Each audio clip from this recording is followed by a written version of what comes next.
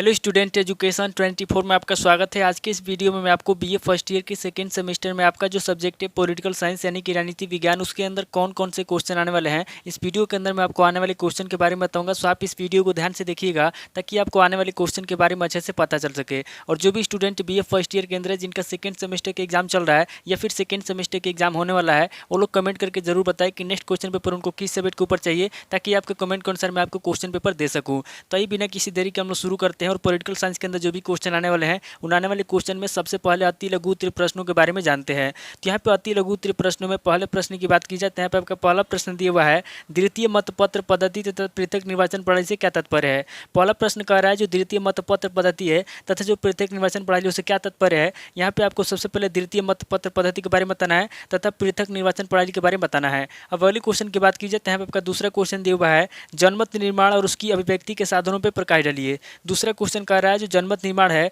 और उसकी अभिव्यक्ति है, यहाँ पे आपको सबसे पहले जनमत निर्माण के बारे में बताना है और उसकी अभिव्यक्ति के साधनों पर प्रकाश डालना है। अगले क्वेश्चन की बात की जाए तो यहाँ पे आपका तीसरा क्वेश्चन दिया हुआ है, संविधान का वर्गीकरण कीजिए अथवा उसके प्रकारों पर प्रकाश डालिए। तीसरा क्वेश्चन कह रहा है कि संविधान का वर्गीकरण कीजिए। यहाँ पे आपको सबसे पहले संविधान का वर्गीकरण करना है, उसके बाद आगे आपको उसके प्रकारों पर प्रकाश डालना है। अब अगले क्वेश्चन की बात की जाए तो यहाँ पे आपका चौथा क्वेश्चन दिया हुआ है, एकल कार्यपालिका से क्या तात्पर्य है। चौथा क्वेश्चन कह रहा है जो एकल कार्यपालिका है, यहाँ पे आपको एकल कार्यपालिका के बारे में बताना है। अब अगले क्वेश्चन की बात की जाए तो यहाँ पे आपका पांचवा क्वेश्चन दिया हुआ है, एकात्मक शासन की विशेषताओं अथवा उसके लक्षणों पर प्रकाश डालिए। पांचवा क्वेश्चन कह रहा है जो एकात्मक शासन है उसकी क्या विशेषता है। यहाँ पे आपको सबसे पहले एकात्मक शासन की विशेषता बताना है, उसके बाद आगे आपको उसके लक्षणों पर प्रकाश डालना है। अब अगले क्वेश्चन की बात की जाए तो यहाँ पे आपका छठा क्वेश्चन दिया हुआ है, मानवाधिकार का क्या अर्थ है। छठा क्वेश्चन कह रहा है जो मानवाधिकार है उसका क्या अर्थ है। यहाँ पे आपको मानवाधिकार का अर्थ बताना है। अब अगले क्वेश्चन की बात की जाए तो यहाँ पे आपका सातवां क्वेश्चन दिया हुआ है, अधिकार से संबंधित विभिन्न सिद्धांतों पर प्रकाश डालिए। सातवां क्वेश्चन कह रहा है जो अधिकार है, यहाँ पे आपको अधिकार से संबंधित विभिन्न सिद्धांतों पर प्रकाश डालना है।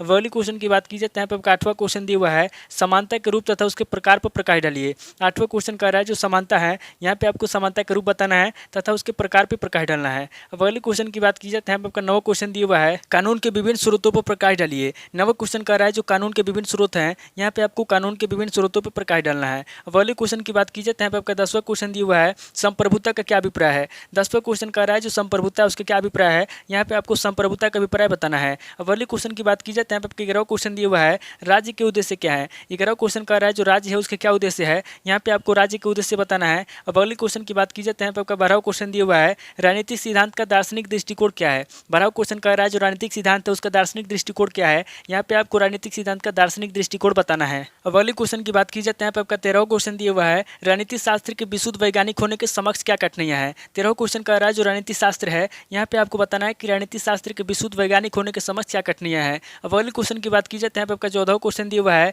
राजनीति शास्त्र की अवधारणा स्पष्ट कीजिए। 14वां क्वेश्चन कह रहा है जो राजनीति शास्त्र है, यहाँ पे आपको राजनीति शास्त्र की अवधारणा स्पष्ट करना है। तो टोटल आपके 14 क्वेश्चन हो गए जो आपसे अति लघु उत्तरीय प्रश्न में पूछे जाएंगे। अब आगे हम लोग लघु उत्तरीय प्रश्नों के बारे में जानेंगे। तो यहाँ पे लघु उत्तरीय प्रश्नों में पहले प्रश्न की बात की जाए तो यहाँ पे आपका पहला प्रश्न दिया हुआ है, आदर्श संविधान के लक्षणों की विवेचना कीजिए। पहला प्रश्न कह रहा है जो आदर्श संविधान है, यहाँ पे आपको आदर्श संविधान के लक्षणों के बारे में बताना है। अब अगले क्वेश्चन की बात की जाए तो यहाँ पे आपका दूसरा क्वेश्चन दिया हुआ है, लोकतंत्र में न्यायपालिका के कार्यों का परीक्षण कीजिए। दूसरा क्वेश्चन कह रहा है जो लोकतंत्र है, यहाँ पे आपको लोकतंत्र में न्यायपालिका के कार्यों का परीक्षण करना है। अगले क्वेश्चन की बात की जाए तो यहाँ पे आपका तीसरा क्वेश्चन दिया हुआ है, व्यवस्थापिका के प्रमुख कार्यों का वर्णन कीजिए। तीसरा क्वेश्चन कह रहा है जो व्यवस्थापिका है, यहाँ पे आपको व्यवस्थापिका के प्रमुख कार्यों के बारे में बताना है। अब अगले क्वेश्चन की बात की जाए तो यहाँ पे आपका चौथा क्वेश्चन दिया हुआ है, राष्ट्रवाद के गुण एवं दोषों की विवेचना कीजिए। चौथा क्वेश्चन कह रहा है जो राष्ट्रवाद है, यहाँ पे आपको राष्ट्रवाद के गुण बताना है एवं उसके दोषों की विवेचना करना है। अब अगले क्वेश्चन की बात की जाए तो यहाँ पे आपका पांचवा क्वेश्चन दिया हुआ है, अधिकार एवं कर्तव्यों के मध्य संबंधों का परीक्षण कीजिए। सातवां क्वेश्चन कह रहा है जो अधिकार और कर्तव्य है,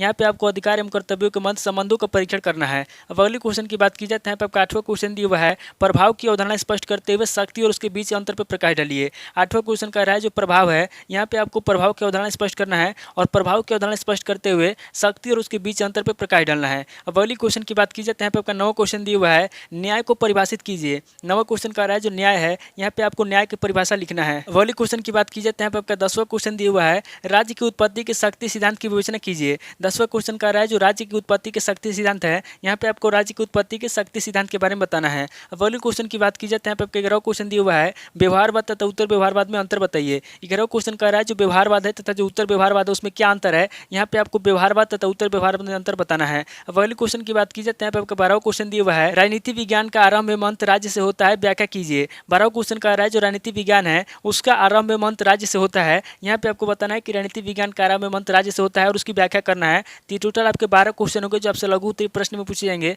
अब आगे हम लोग दीर्घ उत्तरीय प्रश्नों के बारे में जानेंगे। तो यहाँ पे दीर्घ उत्तरीय प्रश्नों में पहले प्रश्न की बात की जाए तो यहाँ पे आपका पहला प्रश्न दिया हुआ है, रणनीति विज्ञान की अध्ययन पद्धतियों का विवेचन कीजिए। पहला प्रश्न कह रहा है जो रणनीति विज्ञान है, यहाँ पे आपको रणनीति विज्ञान के अध्ययन पद्धतियों के बारे में बताना है। अब अगले क्वेश्चन की बात की जाए तो यहाँ पे आपका दूसरा क्वेश्चन दिया हुआ है, रणनीति विज्ञान में व्यवहारवादी क्रांति या व्यवहारवादी दृष्टिकोण के अर्थ और महत्व की व्याख्या कीजिए। दूसरा क्वेश्चन कह रहा है जो रणनीति विज्ञान है, यहाँ पे आपको रणनीति विज्ञान में व्यवहारवादी क्रांति के बारे में बताना है अथवा व्यवहारवादी दृष्टिकोण के अर्थ और महत्व की विवेचना करना है। अब अगले क्वेश्चन की बात की जाए तो यहाँ पे आपका तीसरा क्वेश्चन दिया हुआ है, राज्य की उत्पत्ति के सामाजिक अनुबंध सिद्धांत की विवेचना कीजिए। तीसरा क्वेश्चन कह रहा है जो राज्य है, यहाँ पे आपको राज्य की उत्पत्ति के सामाजिक अनुबंध सिद्धांत के बारे में बताना है। अब अगले क्वेश्चन की बात की जाए तो यहाँ पे आपका चौथा क्वेश्चन दिया हुआ है, आदर्शवाद क्या है, आदर्शवाद की प्रमुख विशेषताओं की विवेचना कीजिए। चौथा क्वेश्चन कह रहा है कि आदर्शवाद क्या है, यहाँ पे आपको सबसे पहले आदर्शवाद के बारे में बताना है, उसके बाद आगे आपको आदर्शवाद की प्रमुख विशेषताओं का विवेचन करना है। अब अगले क्वेश्चन की बात की जाए तो यहाँ पे आपका पांचवा क्वेश्चन दिया हुआ है, समाजवादी राज्य पर टिप्पणी लिखिए। पांचवा क्वेश्चन कह रहा है जो समाजवादी राज्य है, यहाँ पे आपको समाजवादी राज्य पर टिप्पणी लिखना है।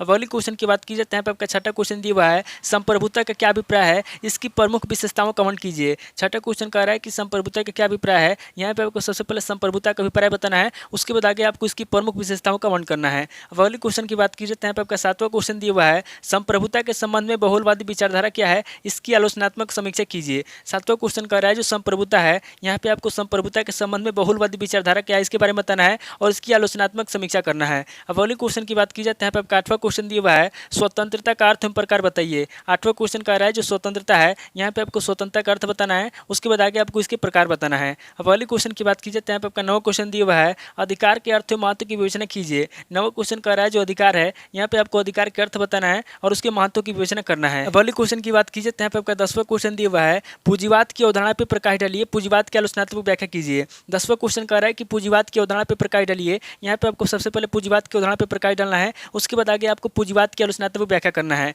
अब अगले क्वेश्चन की बात की जाए तो यहाँ पे आपका 11वां क्वेश्चन दिया हुआ है, नारीवाद का क्या अर्थ है, नारीवाद की अवधारणा स्पष्ट कीजिए। 11वां क्वेश्चन कह रहा है कि नारीवाद का क्या अर्थ है, यहाँ पे आपको सबसे पहले नारीवाद का अर्थ बताना है, उसके बाद आगे आपको नारीवाद की अवधारणा को स्पष्ट करना है। अब अगले क्वेश्चन की बात की जाए तो यहाँ पे आपका 12वां क्वेश्चन दिया हुआ है, एकात्मक शासन के गुणों एवं दोषों का वर्णन कीजिए। 12वां क्वेश्चन कह रहा है जो एकात्मक शासन है, यहाँ पे आपको एकात्मक शासन के गुण बताना है और उसके दोषों का वर्णन करना है। अब अगले क्वेश्चन की बात की जाए तो यहाँ पे आपका 13वां क्वेश्चन दिया हुआ है, एक स्वस्थ जनमत निर्माण के मुख्य साधन कौन कौन से हैं। 13वां क्वेश्चन कह रहा है जो स्वस्थ जनमत है उसके निर्माण के मुख्य साधन कौन कौन से हैं, यहाँ पे आपको एक स्वस्थ जनमत के निर्माण के मुख्य साधनों के बारे में बताना है। अब अगले क्वेश्चन की बात की जाए तो यहाँ पे आपका 14वां क्वेश्चन दिया हुआ है, प्रतिनिधित्व की अवधारणा स्पष्ट करते हुए अनुपातिक प्रतिनिधित्व की व्याख्या कीजिए। 14वां क्वेश्चन कह रहा है जो प्रतिनिधित्व है, यहाँ पे आपको सबसे पहले प्रतिनिधित्व की अवधारणा स्पष्ट करना है और प्रतिनिधित्व की अवधारणा स्पष्ट करते हुए अनुपातिक प्रतिनिधित्व की व्याख्या करना है। तो टोटल आपके 14 क्वेश्चन हो गए जो आपसे दीर्घ उत्तरीय प्रश्न में पूछे जाएंगे। तो इस वीडियो के अंदर मैंने आपको अति लघु उत्तरीय प्रश्न, लघु उत्तरीय प्रश्न और दीर्घ उत्तरीय प्रश्न तीनों तरह के प्रश्नों के बारे में बता दिया। आप इन तीनों तरह के प्रश्नों को नोट कर लीजिए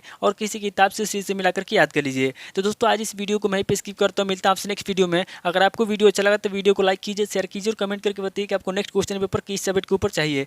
थैंक यू दोस्तों।